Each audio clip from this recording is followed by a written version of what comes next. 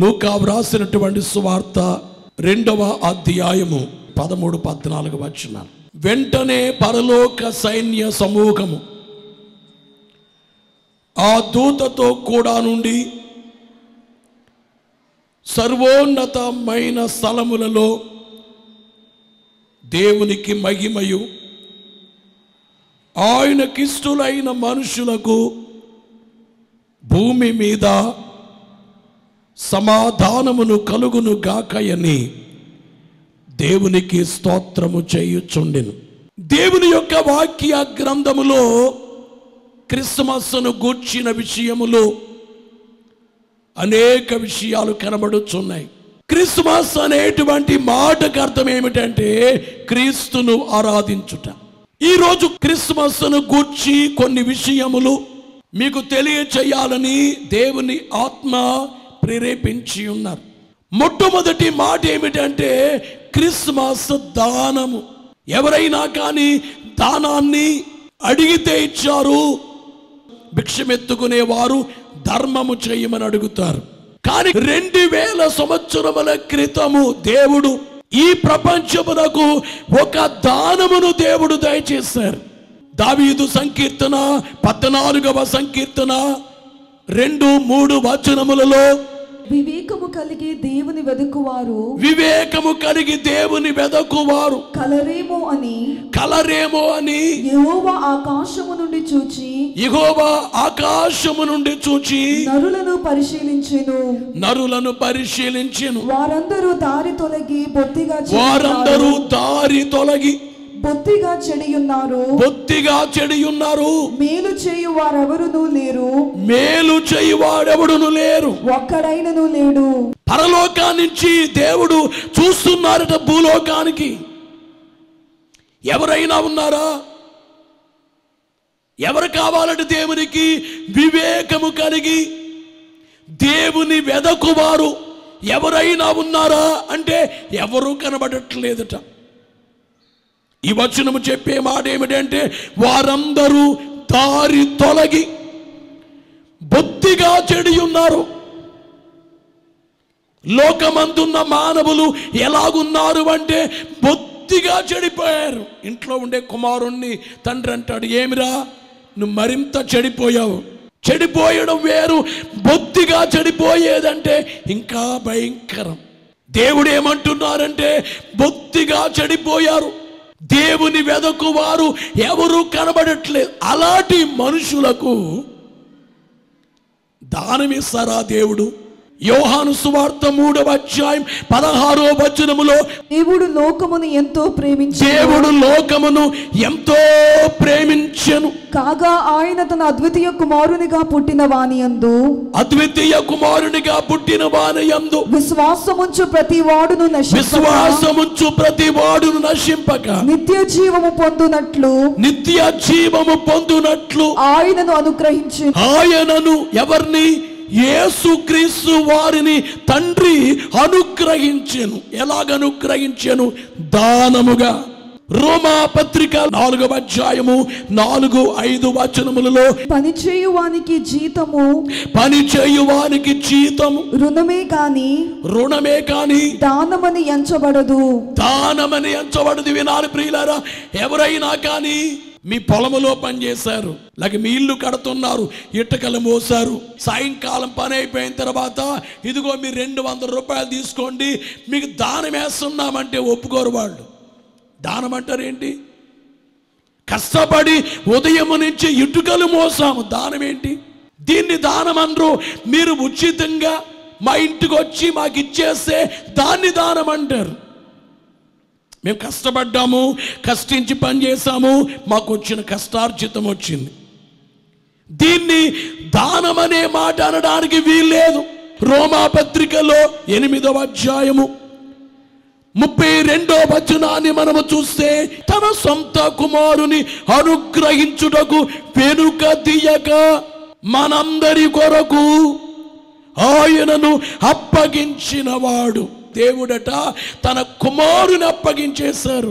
కుమారుని మానవులకు దానముగా ఇచ్చివేశారు. ఈ భూలోకములో ఉండే దానములన్నిటికంటే ఇది గొప్ప దానం. కొందరు భూదానము చేసేవారు ఉన్నారు. భూదానము, గోదానము, వస్త్రదానము, సువర్ణదానము, బంగారు నాణాలు దానంగా ఇవ్వడం, అన్నదానము, ఉచితంగా భోజనం పెట్టారు, ఉచితంగా బట్టలు ఇచ్చారు. అనేక మంది ఈ పండుగ నెలలో అనేక మందికి వస్త్రాలు పంచుతారు. వస్త్రదానము, భోజనాలు పెడతారు, అన్నదానము. ఈ విధంగా ప్రపంచంలో అనేకమైన దానాలు ఉండొచ్చు, కానీ అన్ని దానముల కంటే గొప్ప దానం ఏమిటంటే ఆయన యొక్క అద్వితీయ కుమారుని మానవుల పాపముల నిమిత్తమై తండ్రి ఇచ్చివేశారు గనుక క్రిస్మస్ దానం అనేది అన్నిటికంటే గొప్ప దానమని మీ అందరికీ తెలియజేస్తున్నాను.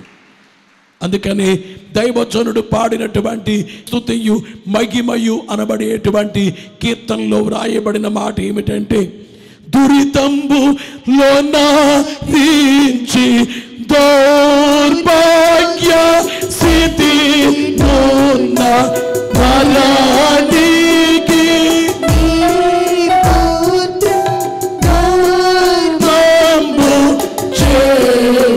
గమనించేటువంటి మాట ఏమిటంటే, దురితంబులో నరించి దౌర్భాగ్య స్థితినున్న ధరణికి నీ పుత్రుని ధర్మంబు చేసి. వాక్యాన్ని వినుచున్న కుమారులారా, కుమార్తెలారా, దేవుడు మానవాడికి దానమిచ్చారు. దానము అన్ని దానముల కంటే గొప్ప దానము సిలువ వేయబడిన యేసునాథుడే.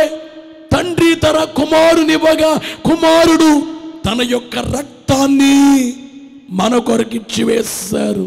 యోహాను మొదటి పత్రిక 4వ అధ్యాయము 10వ వచనములో వ్రాయబడిన మాట మనము చూస్తే, మనము దేవుని ప్రేమించితిమని కాదు, తానే మనలను ప్రేమించి మన పాపములకు ప్రాయశ్చిత్తమై యుండుటకు తన కుమారుని పంపెను. ఇందులో ప్రేమయున్నది. దేవుడిచ్చినటువంటి దానములో ఏముంది అంటే ప్రేమ ఉంది. అందుకే ఒక ఆయన మాట అన్నారు, దేవా మీరు మమ్ములను ప్రేమించడానికి మాలో ఏ రకమైన యోగ్యత లేదు. మాలో పలానా యోగ్యత ఉంది అని అంటాకి, పలానా మంచి ఉంది అంటాకు లేదు. ఎందుకంటే బొత్తిగా చెడిపోయిన వాళ్ళము.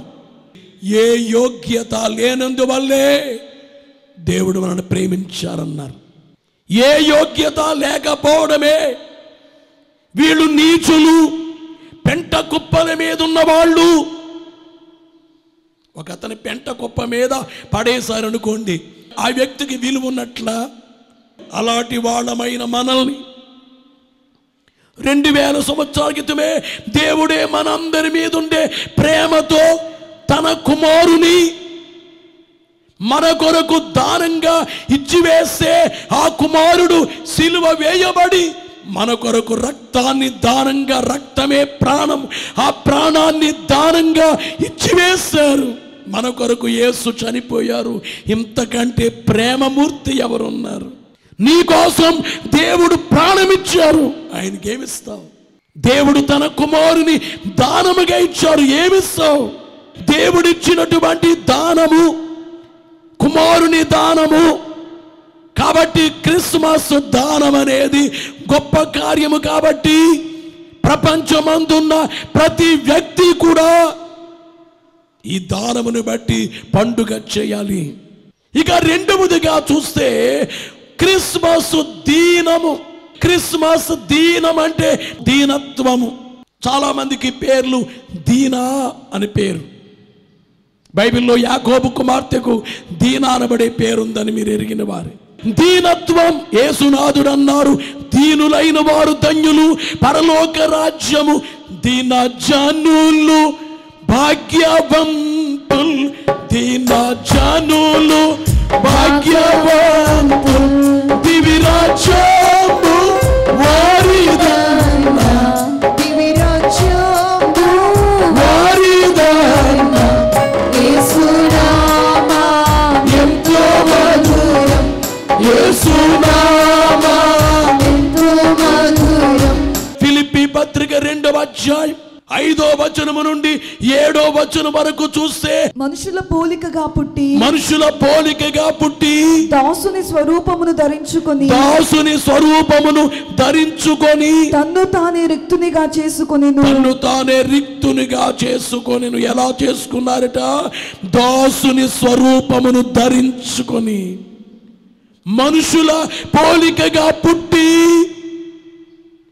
దేవుడు మనిషి పోలికతో పుట్టి ఓ మానవ మాతృని వలె పశుల పాకలో పొత్తి వస్త్రముల చేత చుట్టబడి పరుండబెట్టబడిన ప్రభు, మనుషుల పోలికగా పుట్టి దాసుని స్వరూపం. ఏ స్వరూపం? దాసుడు. పౌలు గారు వ్రాసే టయానికి దాసులంటే ఆ రోజుల్లో అమ్మేసేవాళ్ళు. ఈరోజు పశువులు ఎలాగ అమ్ముతారో, మేకలను అమ్ముతారో, గొర్రెలను అమ్ముతారో, అలాగూ మనుషులను అమ్మితే దాసులు అయ్యేవారు. అలాంటి కాలం. ఇంట్లో ఉండేవాళ్ళు అప్పు చేస్తే, అప్పు తీర్చకపోతే పిల్లల్ని వచ్చి ఆ అప్పిచ్చిన వాళ్ళు పట్టుకుపోయేవారు ఆడింట్లో దాసులుగా చేయడానికి. యేసునాథుడు ఏమైపోయారు? దాసుడుగా. తగ్గింపు. క్రిస్మస్లో ఏముంది అంటే దీనం అనేది ఉంది. దీనం. ఎంతో తగ్గింపుగా మనుషుల పోలికగా పుట్టి దాసుని స్వరూపం, యజమాని వలే కాక, రాజుల వలే కాక, దీనుడుగా పశుల తొట్టిలో పొత్తి వస్త్రాల చేత చుట్టబడి పేదలను హీనముగా చూడ రాదటంచు, చిన్నితనము నుండియే బోధ చేయనించి ధరను పాలించు గనుల సౌదములు వదలి, ధరను పాలించే గనుల సౌదములు వదలి పశుల పాకలో ఒక మూల పండినావా, పశుల పాకలో ఒక మూల పండినావా. అంత గొప్ప దేవుడు, సమీపింపరాని తేజస్సులో ఉన్న దేవుడు, భూమి ఆకాశాలు కలుగు చేసిన దేవుడు, విశ్వాన్ని ఏలే దేవుడే ఎంత దీనుడుగా ఉన్నారో.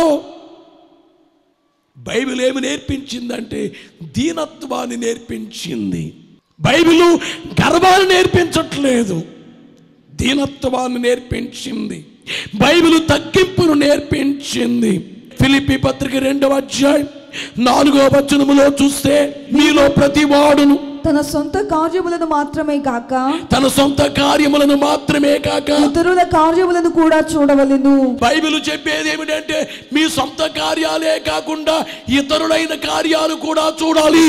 అంటే నిన్ను వలె నీ పొరుగు వారిని ప్రేమించాలి, మీ శత్రువులను ప్రేమించాలి. కలకత్తాలో మదర్ తెరీసా గారు, ఆ తల్లి బయలుదేరి రోడ్లోకి వెళ్ళి కుష్ఠరోగుల్ని చూచి, చీమి రక్తము కారుతుంటే వాళ్ళని తీసుకొచ్చి వాడి గాయాలు కడిగి కట్లన్నీ కట్టి వారికి భోజనాన్ని తినిపించి ప్రేమించిందే.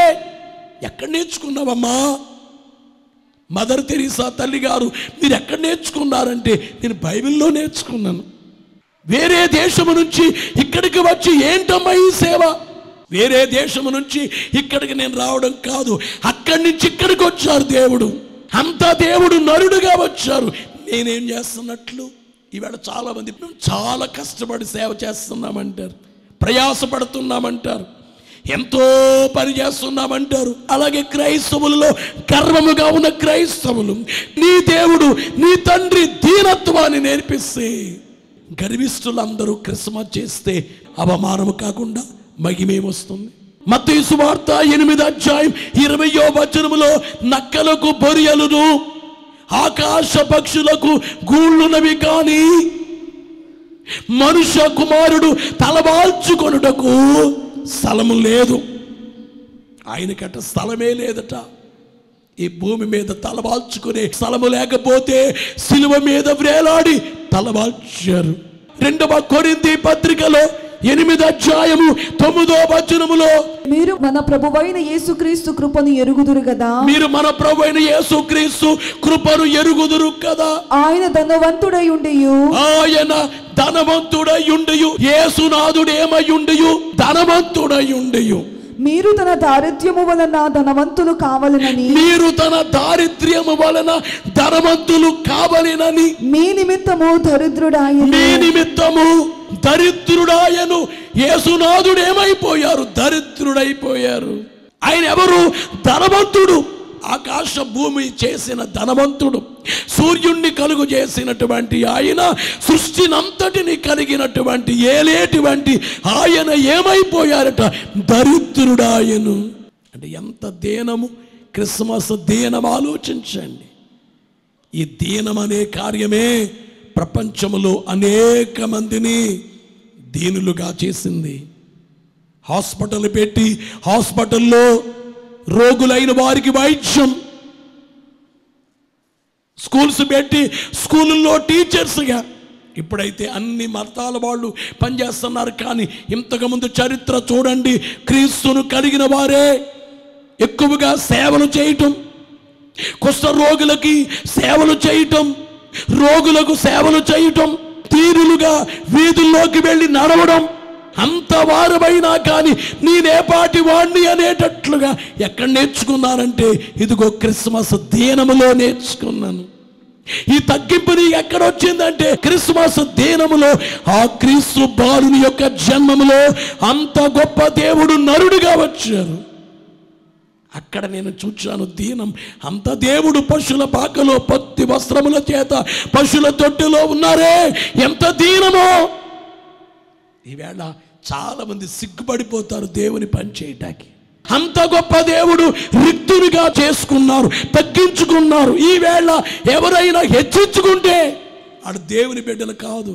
క్రిస్మస్లో కనబడవలసింది ఏమిటంటే దీనము కనబడాలి. నేనే పాటి వాడిని, నేనే పాటి దాన్ని, నాకెన్నున్నా కానీ ఏ పాటి వాళ్ళం.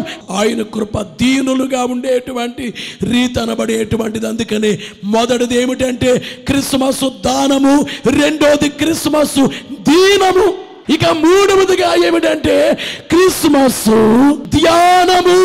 లూకా సువార్త 1వ అధ్యాయం 28వ వచనములో చూస్తే, ఆ దూత లోపలికి వచ్చి ఆమెను చూచి దయాప్రాప్తురాలా నీకు శుభము, దయాప్రాప్తురాలు నీకు శుభము, ప్రభువు నీకు తోడై ఉన్నాడని చెప్పాను. ఆమె ఆ మాటలకు బహుగా తొందరపడి ఈ శుభవచనం ఏమిటో అని ఆలోచించుకొనుచుండగా దూత మరియా భయపడకుము, దేవుని వలన నీవు కృప పొందితివి, దేవుని వలన కృప పొందితివి, ఇదిగో నీవు గర్భము ధరించి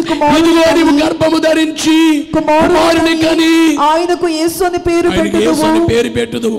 ఆయన గొప్పవాడై సర్వోన్నతుని కుమారుడు అనబడును. ప్రభువైన దేవుడు ఆయన తండ్రి అయిన దావీదు సింహాసనం ఆయనకి ఇచ్చును. ఆయన యాకోబు వంశస్థుల యుగములు ఏలును. ఆయన రాజ్యం అంతము లేనిదై ఉండునని ఆమెతో చెప్పెను. అందుకు మరియా నేను పురుషుని ఎరుగని దాననే, ఇదెలాగు జరుగునని దూత పురుషుని ఎరుగని దానని ఎలా కడకి మరియ తెలియచేసేటువంటి మాట ఏమిటంటే, ఇదిగో ప్రభువు దాసురాల్ని నీ మాట చొప్పున నాకు జరుగును కాక. నేను ఎవరినంటే ప్రభు దాసురాల్ని, నీ మాట చొప్పు నాకు జరుగును కాక. ఈ మాటలన్నీ హృదయములో భద్రం చేసుకుంది. అంతేకాకుండా క్రీస్తు వచ్చి ఆమె గర్భములో ఉన్నారు, మాటలు హృదయములో ఉన్నాయి, గర్భములో క్రీస్తు ఉన్నారు. 2వ అధ్యాయము లూకా సువార్త 19వ వచనములో, అయితే మరియా ఆ మాటలు హృదయములో తలపోసుకొనుచు భద్రము చేసుకొని, ఏమి చేసుకొనుచు? తలపోసుకొనుచు. దీనికి పేరేమిటంటే ధ్యానము. చెప్పిన విషయాలు మర్చిపోవట్లేదు, ఇవన్నీ ధ్యానము చేసుకుంది. కాబట్టి ద్రాక్షారసం అయిపోయినప్పుడు కానా విభాగంలో యేసు తల్లి యేసు వద్దకు వెళ్ళి అడుగుతుంది, నైనా ద్రాక్షారసం అయిపోయింది. ఎందుకు చెబుతుంది ద్రాక్షారసం అయిపోయిందని? యేసు ఎవరో ఆమెకు తెలుసు. ఎందుకంటే ఆమె ధ్యానము చేస్తుంది, తలపోసుకుంటుంది. గబ్రియేలు దేవదూత చెప్పిన విషయాలు ఆమె తలపోసుకుంటుంది. గొర్రెల కాపరులు చెప్పిన విషయాలు, తూర్పు దేశపు జ్ఞానులు చెప్పిన విషయాలు, అన్న ప్రవక్త్రి చెప్పిన విషయాలు, సుమియోను ప్రవక్త చెప్పిన విషయాలు దేవదూత వచ్చి ఏం చెప్పారో అవన్నీ కూడా ఆమె లోపల ఉన్నాయి, ధ్యానము చేస్తుంది. కనుక మూడవ అంశం ఏమిటంటే ధ్యానము. అందుకనే క్రిస్మస్లో అందరూ మోకరించి ధ్యానము చేస్తూ, అంత గొప్ప దేవా, ఇంతగా ఈ లోకానికి వచ్చిన ప్రేమామయుడా అని చెప్పి ధ్యానముతో దైవజనుడు ప్రపంచానికి చెప్పిన ఒక క్రిస్మస్ ఏమిటంటే ధ్యాన క్రిస్మస్. దావీదు మొదటి సంకీర్తనలో యెహోవా ధర్మశాస్త్రమునందు ఆనందించుచు దివారాత్రము దానిని ధ్యానించువాడు ధన్యుడు. బాగా వినాలి, ఇక్కడ బైబిల్ ఏం చెబుతుందంటే దివారాత్రులు బైబిల్ చదివేవాడు ధన్యులట, బైబిల్ ధ్యానించేవాడు ధన్యులట.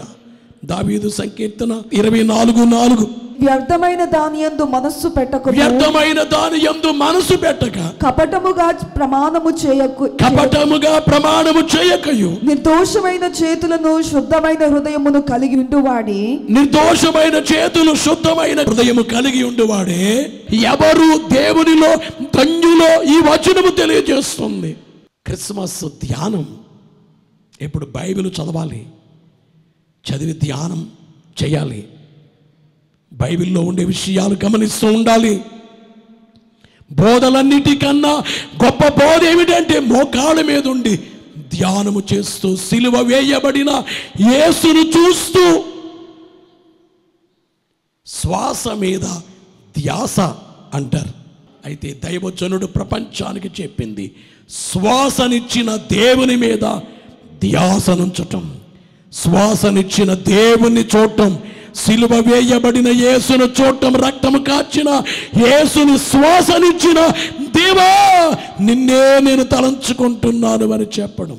ఫిలిప్పీ పత్రిక 4:8 నుండి మెట్టుకు సహోదరులారా, ఏ యోగ్యత అయినను మెప్పైనను ఉండిన ఎడల, ఏవి సత్యమైనవో, ఏవి మాన్యమైనవో, ఏవి న్యాయమైనవో, ఏవి పవిత్రమైనవో, ఏవి రమ్యమైనవో, ఏవి ఖ్యాతి గలవో వాటి మీద ధ్యానముంచుకొనుడి. ఏది మంచిదో వాటి మీదే ధ్యానముంచాలి. దేవుని తలంచుకునేదన్నిటికంటే మంచిది. కనుక క్రిస్మస్ ధ్యానము. ఇక 4వదిగా ఏమిటంటే క్రిస్మస్ గానము. గానం చేస్తున్నారు వాళ్ళందరూ, అంటే పాటలు పాడుతున్నారు, అంటే దేవుని స్తుతిస్తున్నారు. గానం వెంటనే పరలోక సైన్య సమూహం ఆ దూతతో కూడా నుండి గానము చేస్తున్నారేమని, సర్వోన్నతమైన స్థలములలో దేవునికి మహిమ. కొంతమంది చర్చికి వస్తారండి, కొత్త బట్టలు వేసుకుంటారండి, ఇంటి దగ్గర పిండ్లు వంటలు చేస్తారండి, చర్చికి వచ్చి మౌనంగా ఉంటారండి, పాటలు పాడరు. నిజంగా మనము ఈ గుత్తిలో మోకాళ్ళ పైనుండి గంట సేపు ధ్యానము చేస్తున్నప్పుడు, అందరూ పాటలు పాడుతున్నప్పుడు, పరలోకం భూలోకం లోకము పరలోకం ఉయ్యాలో ఏకమైపోయేను ఉయ్యాలో. మొట్టమొదటిగా ఏమిటంటే క్రిస్మస్ దానము, రెండవదిగా క్రిస్మస్ దీనము, మూడవదిగా క్రిస్మస్ ధ్యానము, 4వదిగా క్రిస్మస్ గానము. ఇక 5వదిగా ఏమిటంటే క్రిస్మస్ జ్ఞానము. జ్ఞానం అంటే క్రిస్మస్ని ఎలా చేయాలో తెలివిగా చేయటం, జ్ఞానంగా చేయటం నేర్చుకోవాలి. గొర్రెల కాపరులకే జ్ఞానం ఉంది కాబట్టి ఆ మందలు విడిచిపెట్టి యేసు బాలుని వద్దకు వచ్చి యేసు బాలుని ఆరాధించి వెళ్ళారు. జ్ఞానం ఉంది కాబట్టి ఆరాధించి వెళ్ళారు. తూర్పు దేశపు జ్ఞానులు నక్షత్రాన్ని చూచారు, అది జ్ఞానమే. నక్షత్రాన్ని వెంబడించారు, అది జ్ఞానమే. యేసును చూడాలని అపేక్షించారు, అది జ్ఞానమే. ఆయనను చూచి అత్యానంద భరితులయ్యారు, ఆయనను పూజించారు, కానుకలు సమర్పించారు, బంగారము సాంబ్రాణి బోళాన్నిచ్చారు. ఇదంతా జ్ఞానులకు ఉన్నటువంటి జ్ఞానం. ఈవేళ క్రిస్మస్ పండుగ జ్ఞానముతో చేయాలి. క్రిస్మస్ అనేక మందికి జ్ఞానాన్ని ఇచ్చినటువంటి పండుగ, అనేక మందిని వెలిగించిన పండుగ, చీకటిలో ఉన్న వారికి వెలిగించినటువంటి పండుగ క్రిస్మస్. కాబట్టి క్రిస్మస్ జ్ఞానం. ఈ విషయాలు దేవుడి మీలో పదిలము చేసి బలపరిచి నడిపించి మేఘమెక్కించును గాక.